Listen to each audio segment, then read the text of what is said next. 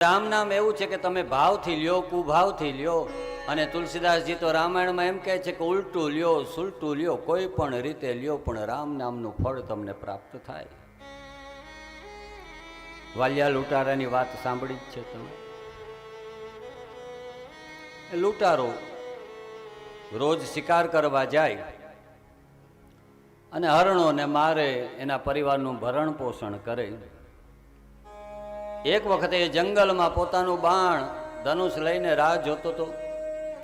એવામાં શ્રીમન નારાયણ નારાયણ કરતા નારદજી ત્યાં પધાર્યા. અને નારદજીએ એ વાલિયા લૂંટારાને પૂછ્યું કે ભાઈ આ શું કરે છે? તો કે મારા પરિવારનું ભરણ પોષણ કરું છું, પેટ ભરું છું. નારદજી એને સમજાવે છે કે ભાઈ હરણને મારવા હિંસા છે, પાપ છે, તું આ પાપ કરે છે. અને તું જે પાપ કરે છે તારા પરિવાર માટે, તારા પરિવારના સભ્યોને પૂછી તો લે કે જ્યારે એ સજાનો સમય આવશે ત્યારે એ ભાગીદાર ખરા કે નહીં.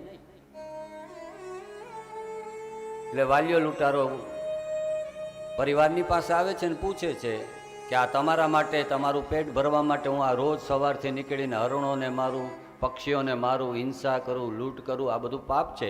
અને એ પાપની સજા ભોગવવાનો સમય થશે તો તમે અમારા જોડીદાર કે નહીં?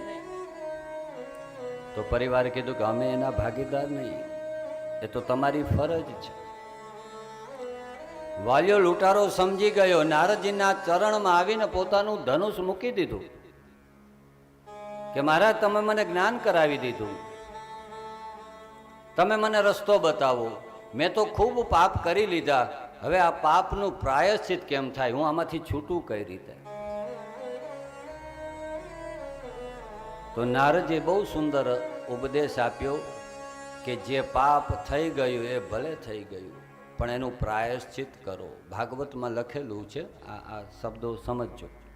ભાગવતમાં એવું લખેલું છે કે પાપ જે જન્મે છે લગભગ બધાથી થાય છે, પરંતુ જ્યાં સુધી શરીર ચાલતું હોય, આયુષ્ય હોય, આપણે જીવતા હોય અને શરીર ચાલતું હોય ને તો એ પાપનું, જેમ વેદ હોય, ડૉક્ટર હોય, એ કેટલી પ્રમાણસર એન્ટીબાયોટિક આપે.